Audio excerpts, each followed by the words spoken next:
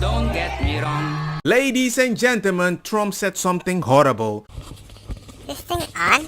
Brian, thanks. Donald Trump under fire for comments he made about Republican Liz Cheney at his Arizona rally last night in Glendale. And now Arizona Attorney General Democrat Chris May's office is looking into whether the comments violated Arizona law. Mark Martinez is here with more. Mark. Come on, what the heck is this sweaty face? Look at that face. He looks like a pressed orange in your hand. I mean, I'm not trying to shame the guy. I also make thumbnails of Kamala in the most unique way, but I don't put a sweaty edited face. I mean, I've never seen Trump with such a sweaty face. A lot of attention now. The AG's office is checking to see if the comments that Trump made last night violated state law by making a death threat against former Wyoming Republican Representative Liz Cheney, the daughter of former VP Dick Cheney. The exchange happened when Tucker Carlson asked Trump about Cheney, who also served on the January 6th commission. The Trump campaign said the comments were intended to criticize Liz Cheney as a warmonger. They say his comments were misinterpreted. Critics condemned them as evidence he would target his enemies if he wins the presidential election. Trump also criticized others in Washington who support U.S. involvement in foreign conflicts. His daughter's a very dumb individual, very dumb. She's a radical war hawk. Let's put her with a rifle standing there with 9 barrels shooting at her, okay? Let's see how she feels about it. You know, when the guns are trained on her face. And who do we have here? Enhance, contrast, tint, bright, sleep mode, vertical hold. They're all war hawks when they're sitting in Washington in a nice building saying, oh, gee, let's send 10,000 troops right into the mouth of the enemy.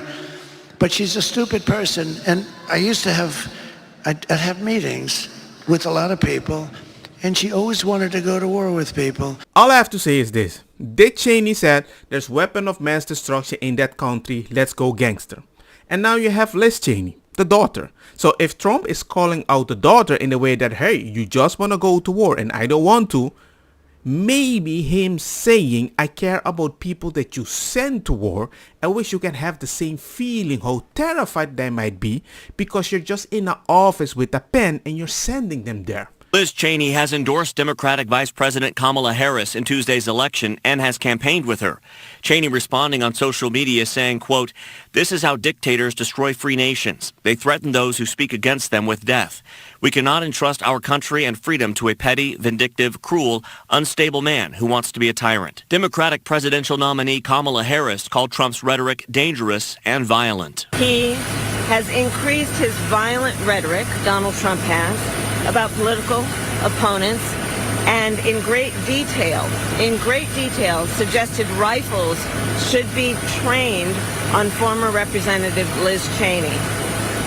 This must be disqualifying. Anyone who wants to be president of the United States who uses that kind of violent rhetoric is clearly disqualified and unqualified to be president. Donald Trump is the only president in the last 40 years that didn't start a war. But he's the violent one. How? How can a person that says, I don't want people to go to war, and sometimes I wish you can feel how the people feel that you send there to fund the war that you keep starting? How is that so evil? That's wild. They want to get the Arab American vote. They want to get the Muslim votes. So she picks Liz Cheney, whose father virtually destroyed the Middle East, right?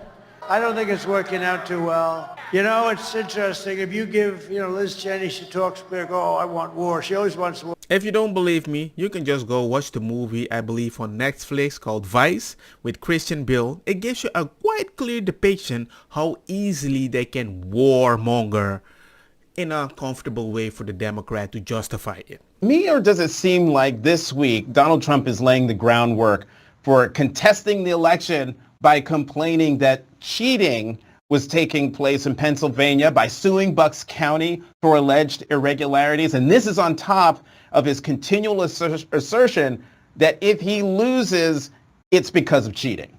Yeah. Yes, Queen. Yes, Queen.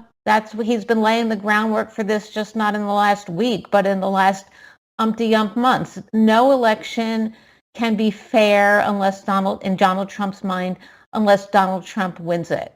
And I think we are going to see him both rev up his supporters to contest elections outside of courtrooms and go to every courtroom he can in America where it's relevant to make whatever arguments he can, no matter how far-fetched. We saw Jonathan, that I've work got to out speak last up. time, but it didn't work out Ruth this time. finish, It Hugh. may not work. It may not. That may not happen this time. And now I'll let you go, Hugh. Well, I've just got to say, we're news people, even though we're at the opinion section. It's got to be reported. Bucks County was reversed by the court and instructed to open up extra days because they violated the law and told people to go home. So that lawsuit was brought by the Republican National Committee, and it was successful. The Supreme Court ruled that Glenn Youngkin was successful. We are news people, even though we have opinions, and we have to report the whole story if we bring up part of the story. So yes, he's upset about Bucks County, but he was right, and he won in court. That's the story. I'll let you keep going, Jonathan. No, I don't appreciate being lectured about reporting when many times you come here saying lots of things that aren't. I won't based come in back, fact. Jonathan. I'm But- done. but- I'm done. This is the most unfair election ad I have ever been a part of. You guys are working. That's fine. I'm done.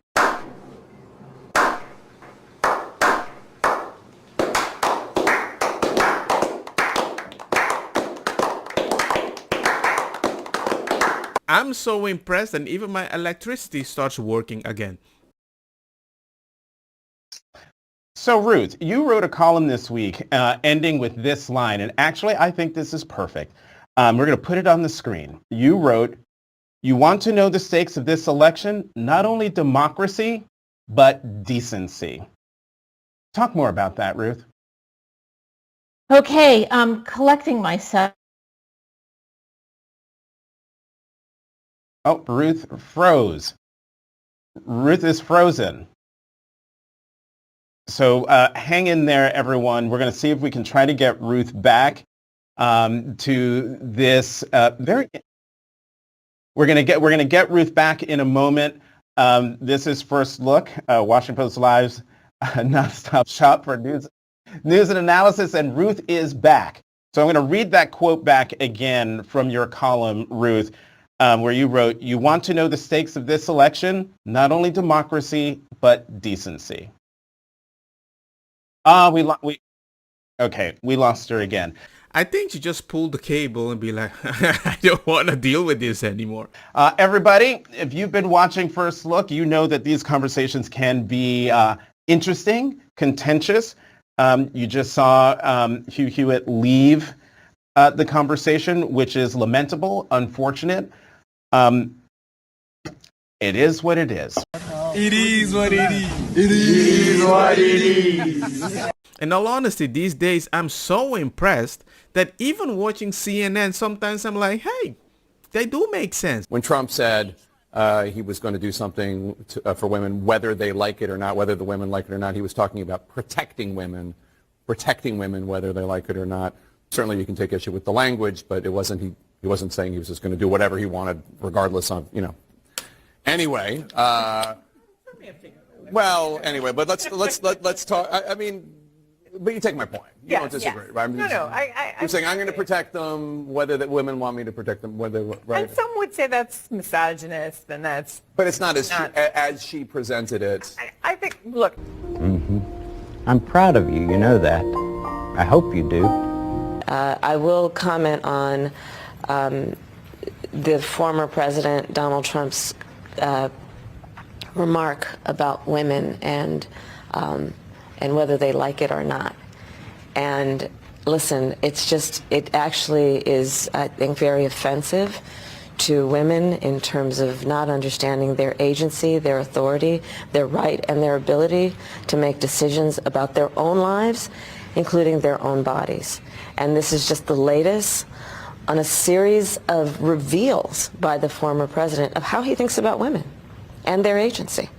Whether he has said, as he has, that women should be punished for their choices, whether he has talked about his pride in taking away a fundamental right from women, whether it be how he has actually created a situation in America where now 1 in 3 women lives in a Trump abortion ban state and has legal restrictions on the right she rightly should have to make decisions about her own body.